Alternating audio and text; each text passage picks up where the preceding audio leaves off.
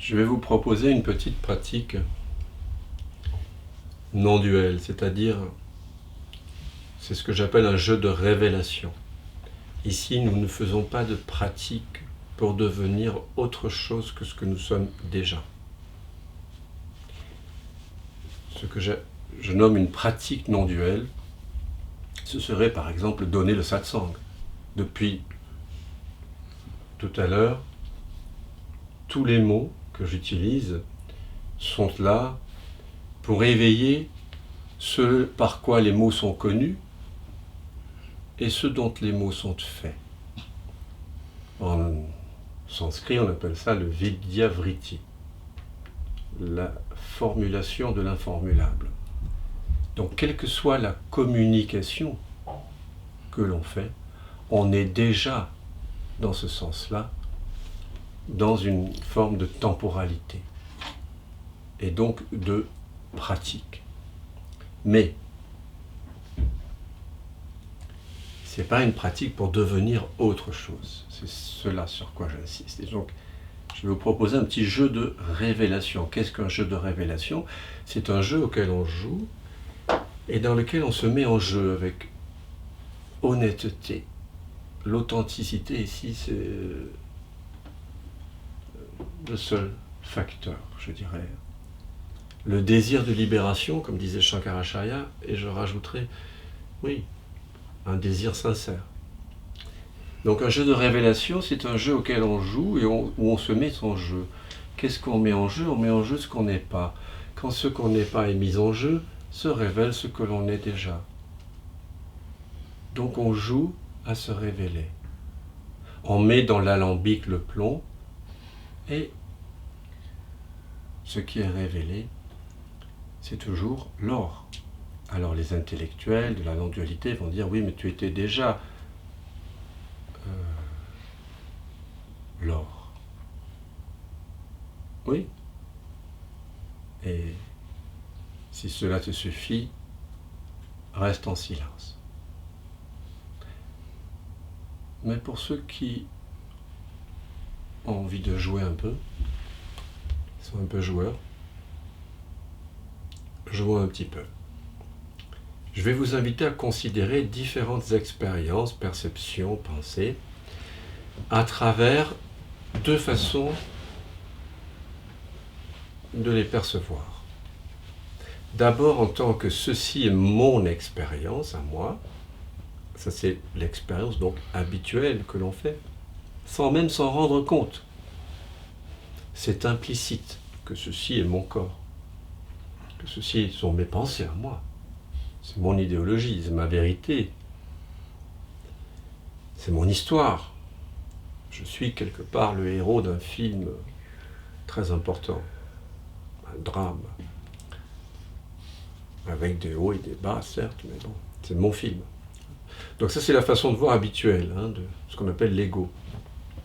Et même si vous n'avez plus d'ego, jouez-y quand même. Allez, laissez-vous faire.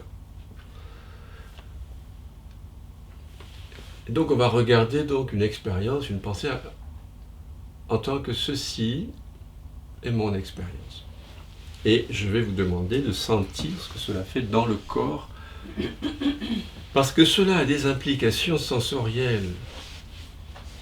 Parce que quand l'ego est en jeu, c'est-à-dire quand l'appropriation est là, d'une façon subtile ou grossière, il y a une contraction dans le corps. Alors, comme on est contracté tout au long de la journée,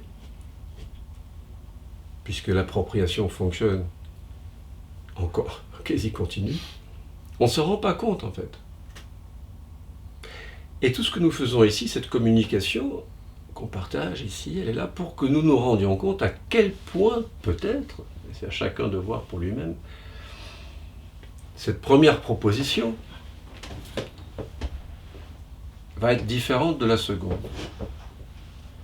La seconde proposition, c'est de dire cela est une expérience. Une expérience, voilà, parmi d'autres. En fait, une apparition-disparition. Vous voyez où je veux en venir.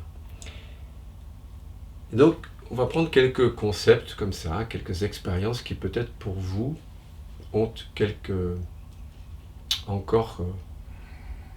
comportent encore pour vous quelques bribes d'attachement ou non, d'ailleurs.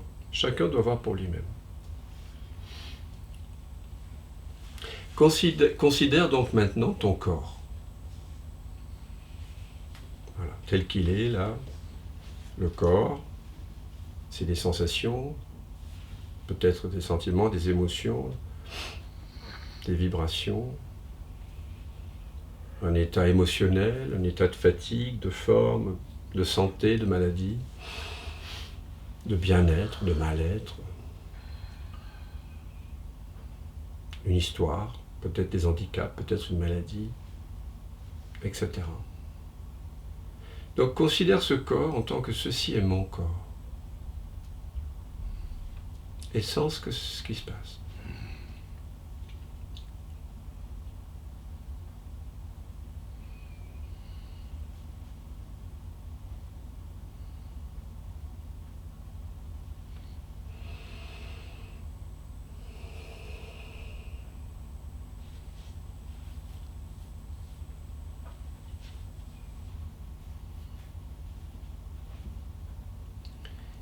Et puis maintenant, considère le même corps. On ne demande pas au corps de changer. Considère ce même corps, ces mêmes sensations, en tant que cela est un corps.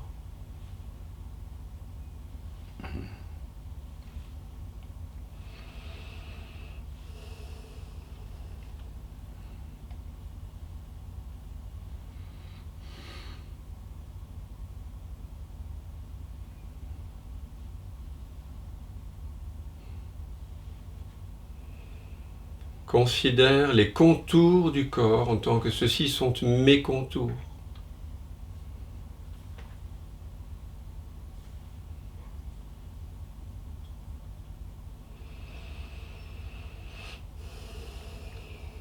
Puis considère ces contours du corps en tant que ceux-là sont des contours.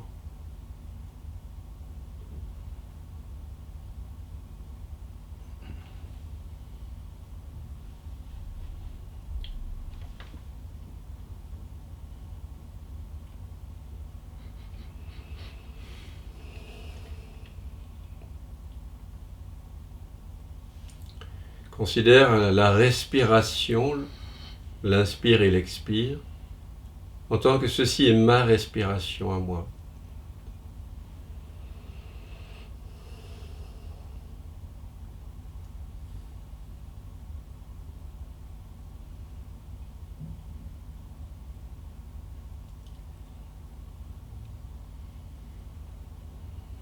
Puis considère cette même respiration en tant que cela est une respiration.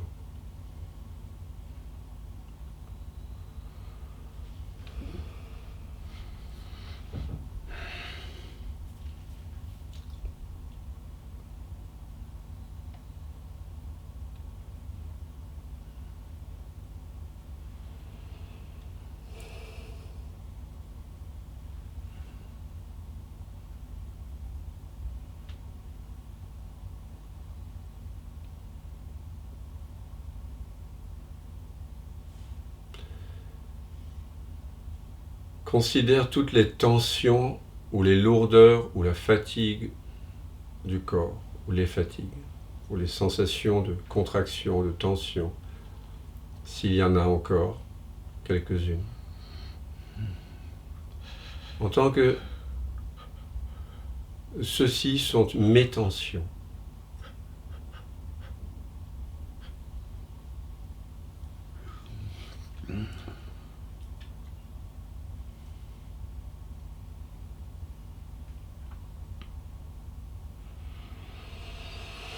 Et sens ce que ça fait que de considérer les tensions en tant que ceux-ci sont mes tensions.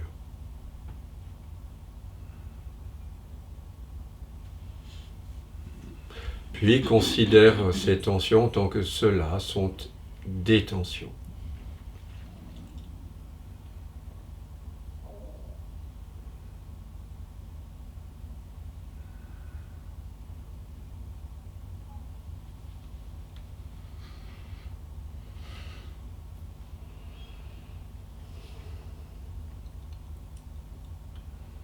Considère maintenant ton nom et ton prénom en tant que ceci est mon nom.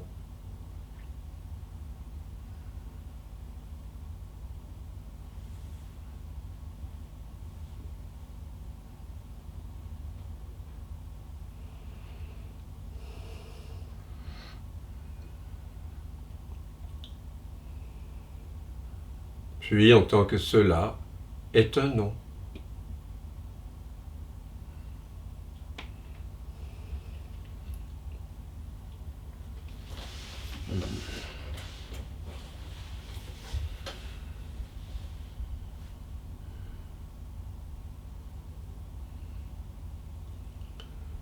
Considère maintenant ta vie personnelle, ton parcours depuis la naissance,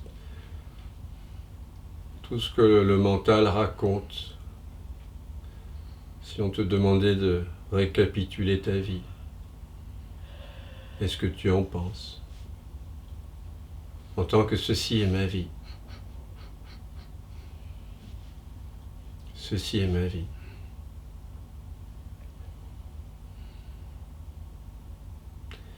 Ceci est ma vie à moi, la mienne.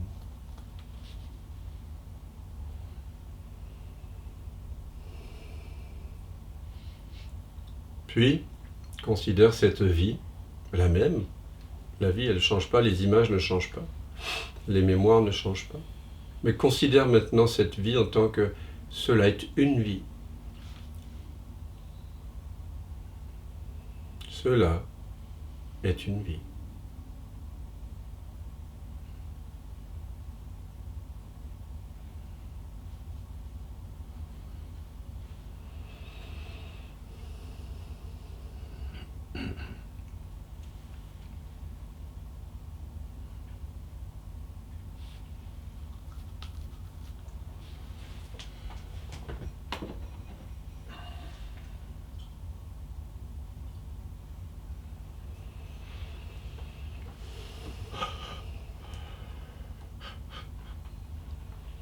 Considère ta famille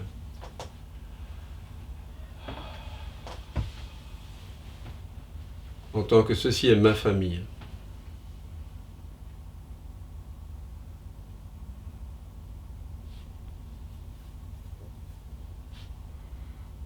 Et sens ce qui se passe quand tu t'appropries cette famille.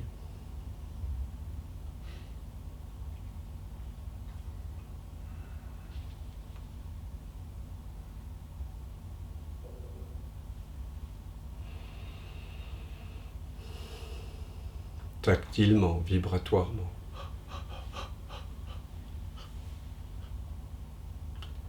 Puis considère cette famille en tant que cela est une famille.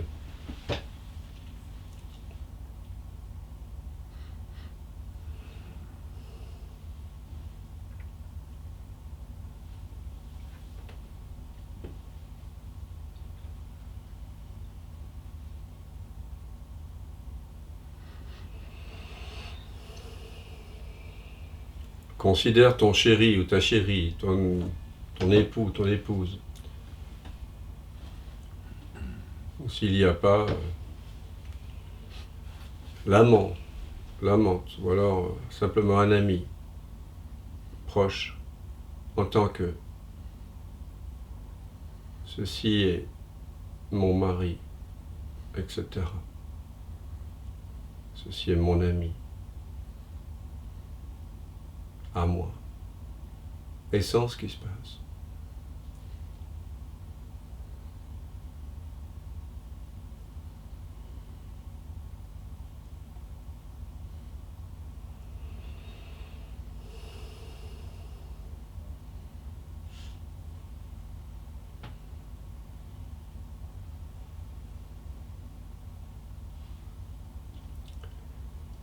Puis considère l'ami, l'amant, le compagnon, le mari, en tant que cela est un mari, un amant, un ami,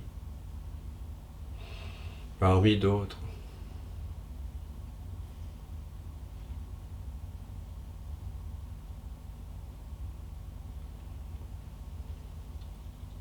Et remarque comment sensoriellement, tactilement, vibratoirement, les choses peut-être changent selon qu'il y a un point de vue d'appropriation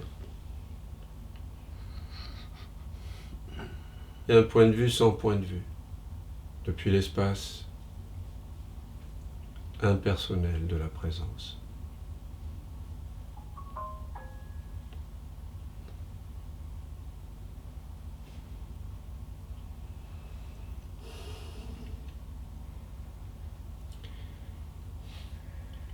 Invite maintenant quelque chose que tu considères être un traumatisme qui a peut-être encore une forme de résonance pour toi. On a tous été abusés psychologiquement, physiquement, sexuellement, d'une façon ou d'une autre. Et peut-être qu'on vit des abus en ce moment. Il y en a pas mal dans le monde, sur le plan géopolitique, mais peut-être qu'individuellement, ou d'ailleurs si ça vous touche, c'est la même chose. Ceci est mon abus, mon trauma, ma souffrance.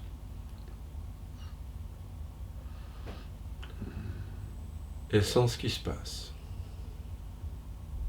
tactilement, vibratoirement, quand tu t'appropries ce trauma-ci, cette expérience-ci. Ceci est mon expérience, ceci est mon drame, ceci est mon abus.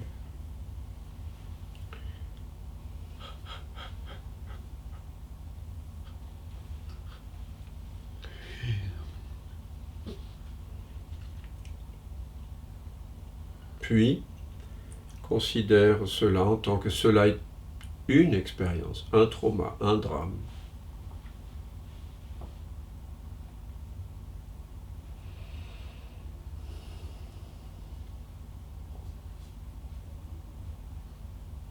Un drame parmi d'autres, un abus parmi d'autres.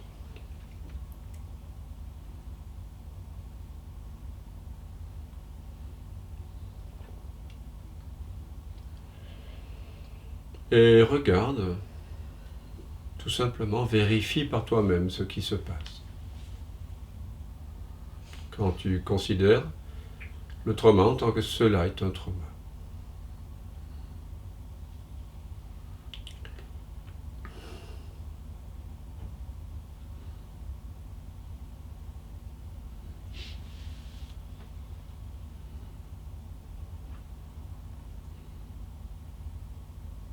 Considère maintenant quelque chose qui, pour toi, en ce moment, représente un problème. En tant que ceci est mon problème.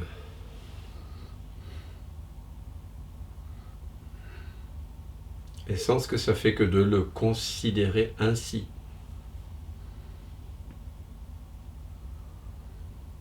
Vois comment le corps, peut-être, se tend particulièrement en le considérant ainsi.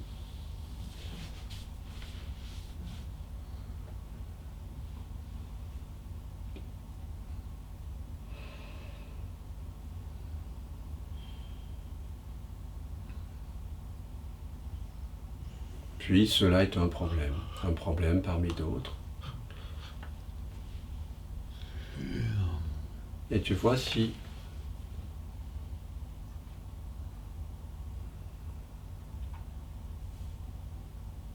quelque chose change vibratoirement, tout simplement.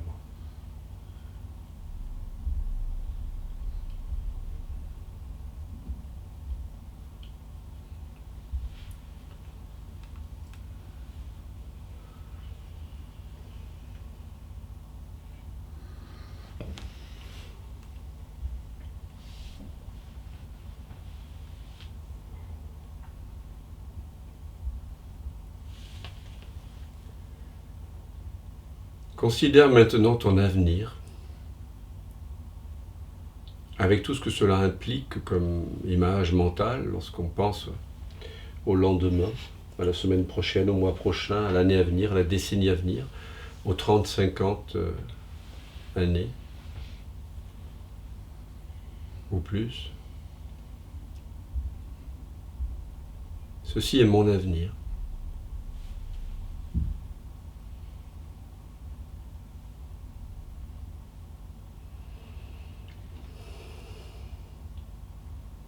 Et vois ce qui se passe quand on s'approprie ces images, ces sensations, cette histoire. Sens ce que ça fait. Ceci est mon avenir.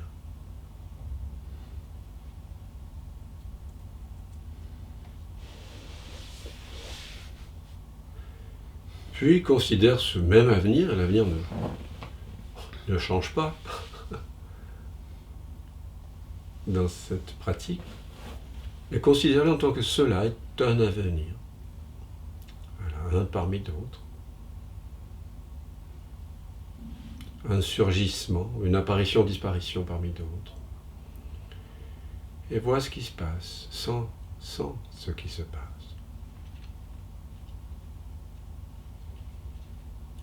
Cela est un avenir.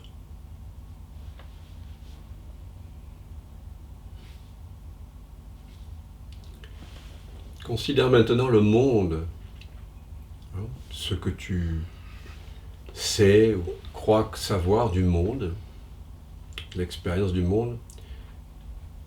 Ceci est mon monde, et sans ce que cela fait que de considérer ainsi le monde. Ceci est mon monde à moi.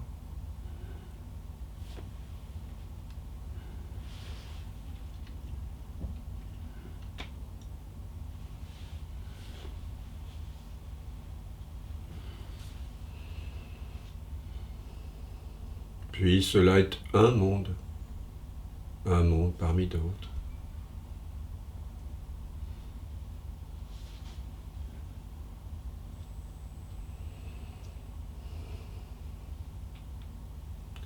Considère maintenant l'époque dans laquelle tu crois vivre, peut-être, en tant que ceci est mon époque.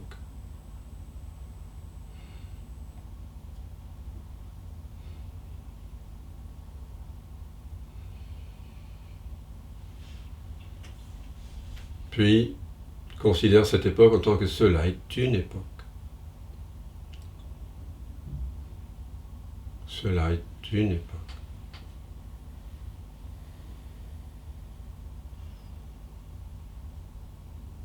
Et vois que soudain, peut-être, tu ne te sens plus enfermé dans l'époque, mais que c'est l'époque, au contraire, qui apparaît, se déploie et disparaît en toi.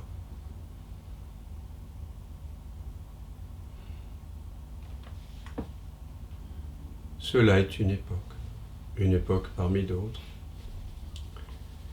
Considère ton travail ou un loisir que tu as, en tant que ceci est mon travail.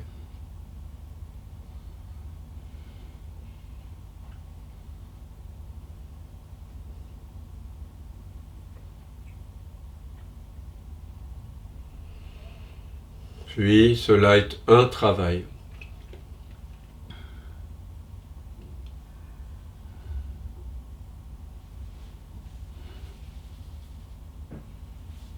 Cela est un travail.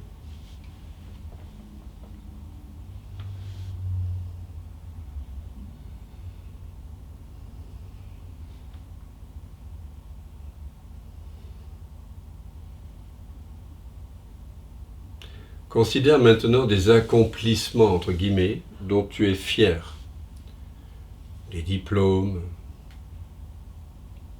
je sais pas, des amitiés, des choses que tu as construites, un amour, une famille, je sais pas, des enfants, des actions que tu as accomplies. En tant que ceux-ci sont mes accomplissements.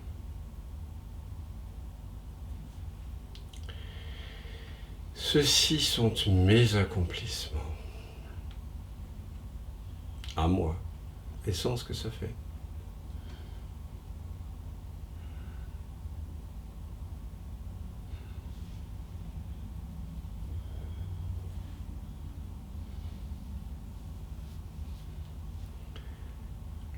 Puis ceux-là sont des accomplissements parmi d'autres.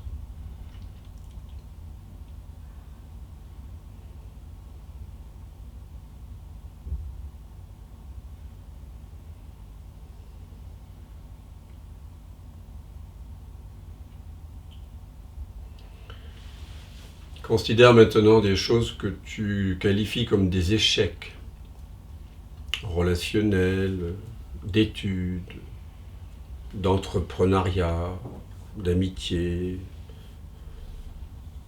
spirituel. Surtout si tu penses que tu n'es pas encore éveillé, c'est le moment de vraiment mettre l'accent dessus. Ceci est mon échec.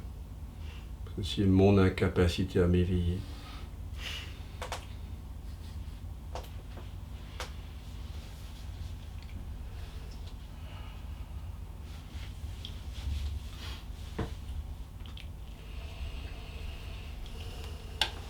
À moi.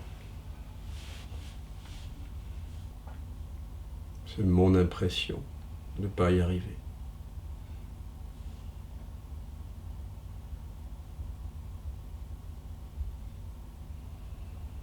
Puis, considère ces échecs en tant que ceux-là sont des échecs. Ceux-là sont des échecs. Des échecs parmi d'autres. Des apparitions, disparitions.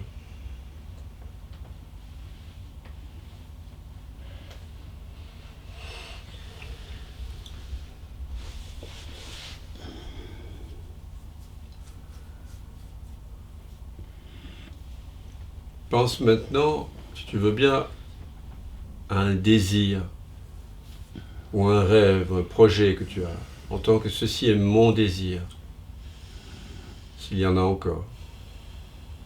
Ceci est mon rêve, ceci est mon projet.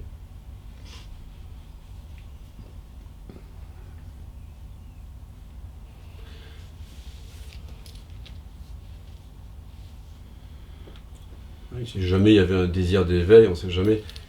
Ceci est mon désir aussi. Hein,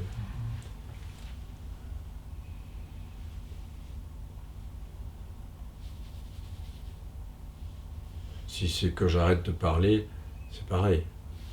Ceci est mon désir. Ici, on n'essaie pas d'empêcher les gens de parler. On n'essaie pas les gens de les empêcher de vouloir s'éveiller ou de tomber amoureux ou de faire une jolie famille ou de divorcer. Non, non. On regarde juste. Qu'est-ce que ça fait quand je considère que c'est à moi? Ceci est mon désir. Ceci est mon rêve.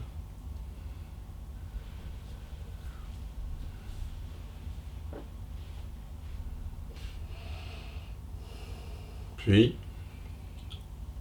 cela est un rêve, un désir, un projet. Et on regarde, on sent.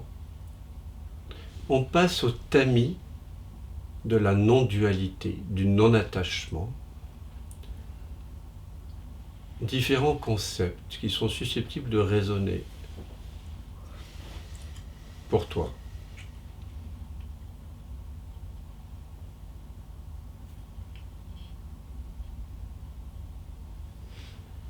Ceci est un rêve, un désir parmi d'autres.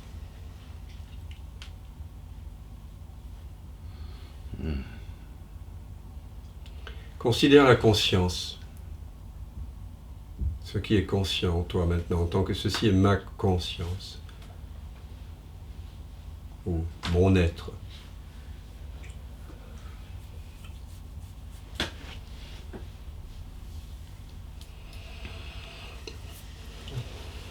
Puis considère la conscience ou l'être en tant que cela est une conscience. Cela est un être.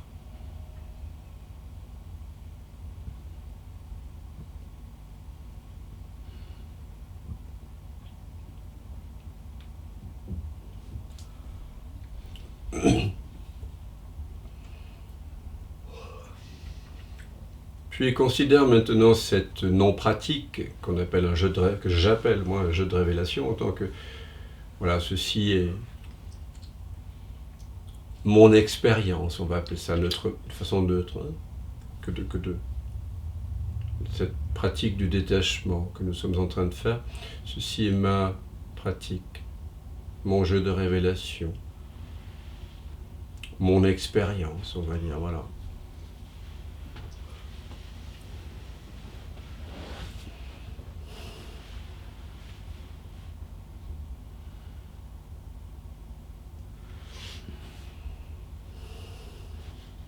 Et tu sens ce qui se passe dans le corps, ventre, plexus, poitrine, gorge, mâchoire, bras, avant-bras, coude, épaules.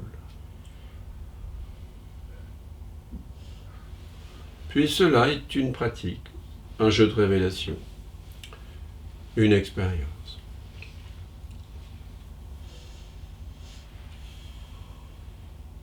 Considère maintenant tant que ceci est mon maintenant.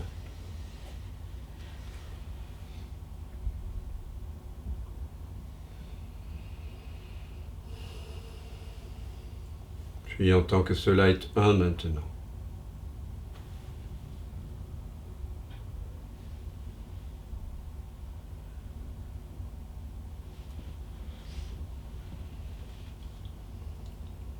Considère la réalisation du soi en tant que ceci est ma réalisation.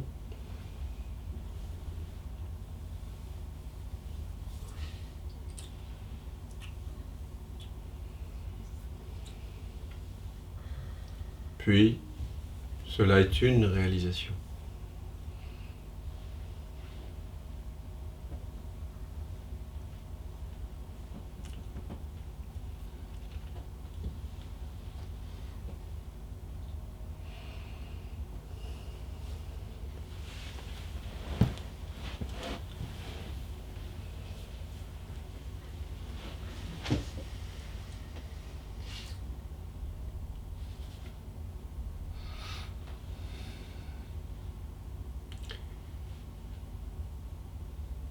Ici, vous observez qu'il y a entre les deux propositions un passage entre un état relativement plus contracté dans la première proposition que dans la deuxième, que la deuxième proposition libère une contraction inutile.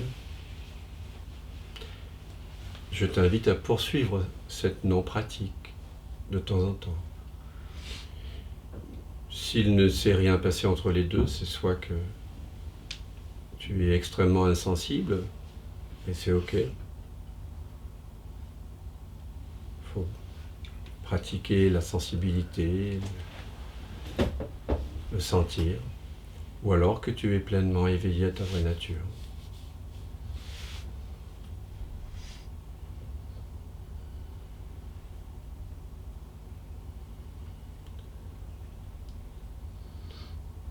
L'important, c'est de reconnaître qu'il n'y a rien à changer dans le monde, dans le corps, dans le mental.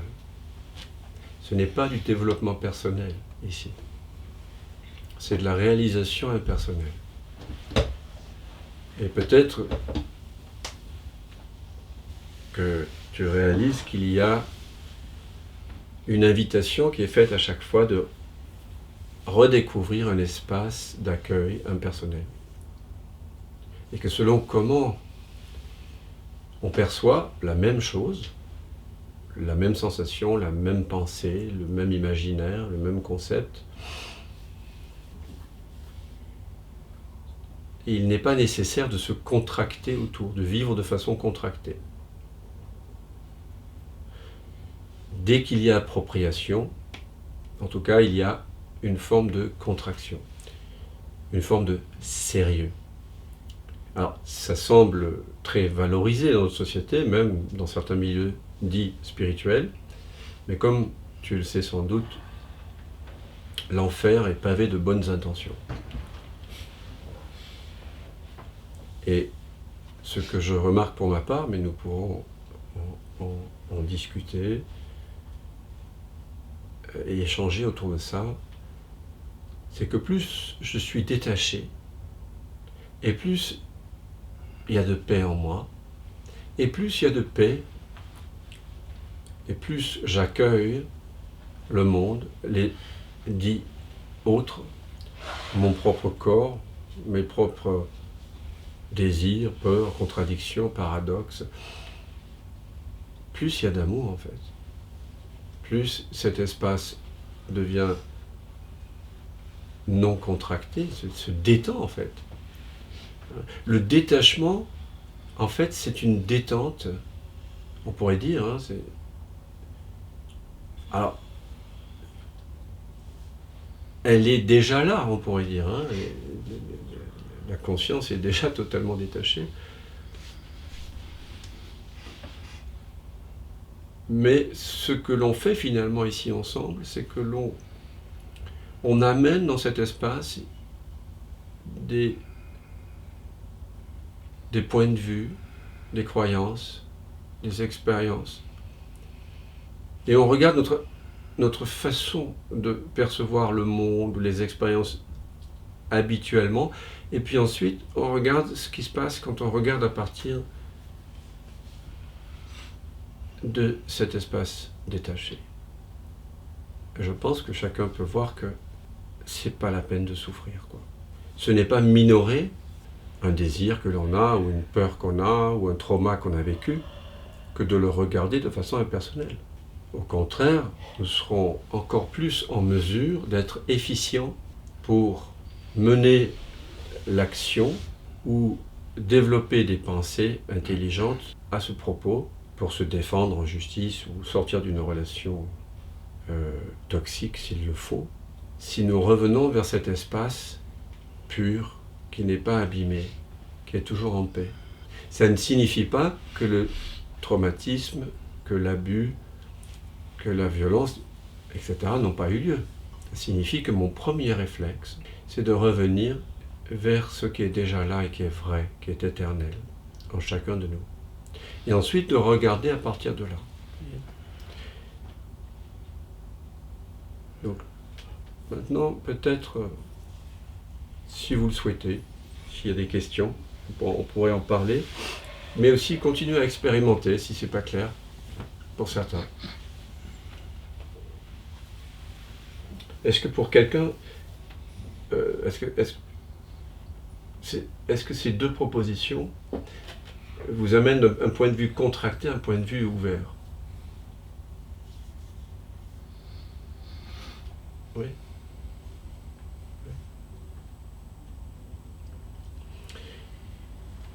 Donc tout ce que le détachement, ça nous permet finalement d'être plus humain, plus efficient dans notre humanité, c'est tout. Voilà.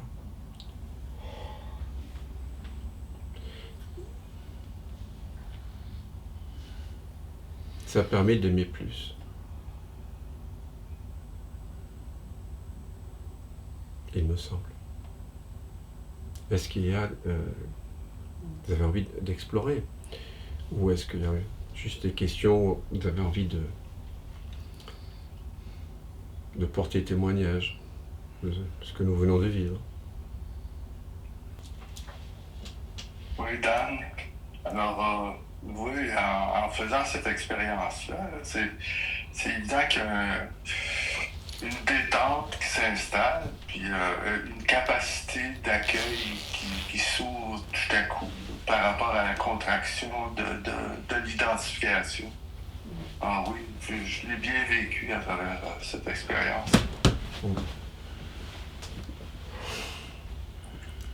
Alors évidemment, plus on fait ce genre d'expérience, plus le corps il aura envie de vivre à partir de l'impersonnel.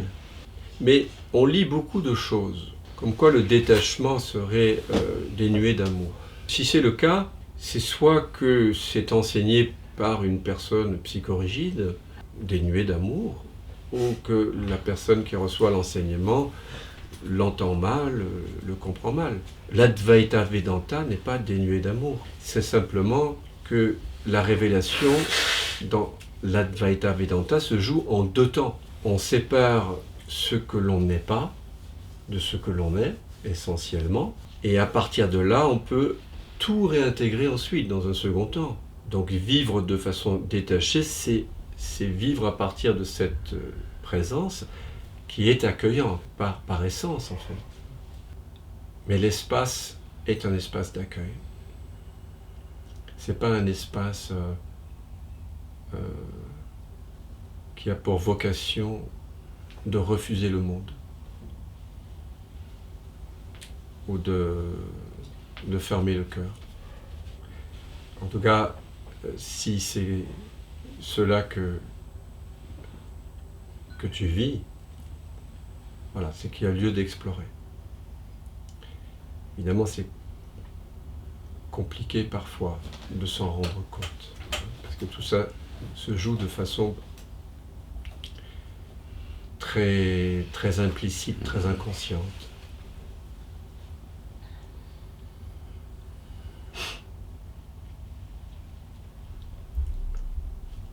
Advaita veut dire non-dualité. Et Vedanta veut dire la fin des savoirs. Mettre fin au fait d'accorder de l'importance au savoir relatif ou la finalité même de tout savoir. On pourrait prendre ça dans les deux sens. Donc la non-dualité, c'est la finalité de toute connaissance. C'est de reconnaître que tout est un. Donc l'Advaita Vedanta, c'est à la fois l'affirmation que tout est un, il n'y a pas deux, et c'est aussi les moyens pédagogiques pour permettre à un être humain qui s'est laissé hypnotiser par la matrice, par la séparation, de vérifier si c'est vrai.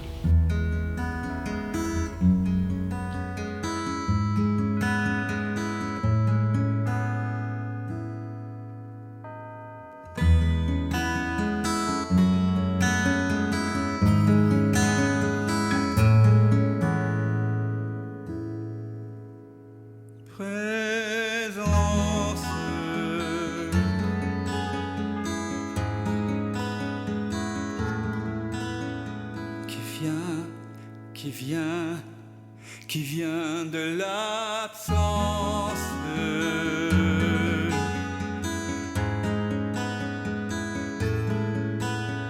qui se rêve présent, qui donne naissance à ce grand rêve qu'est l'univers et que l'on nomme la vie. Mais la vie, c'est quoi? C'est quoi? La vie n'est que danse, évidence de l'unique présence. Et tout prend naissance en toi qui jamais ne commence.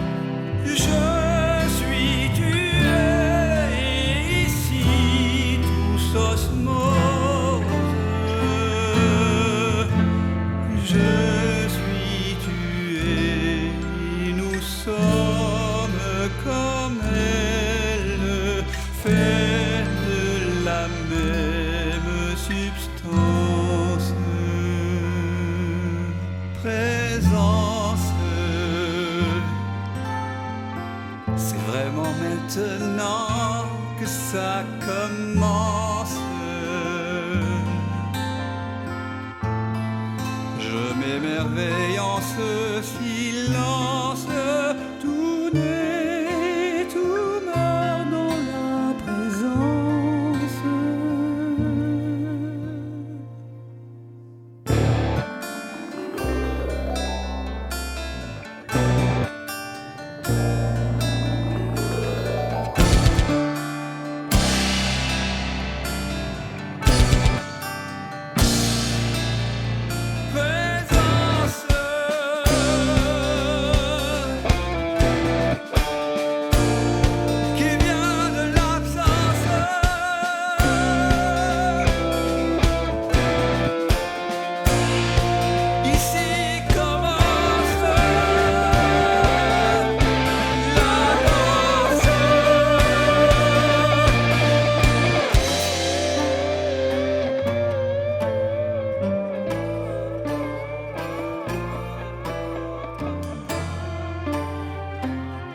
J'ai tant cogné à ta porte pour te connaître, vérité.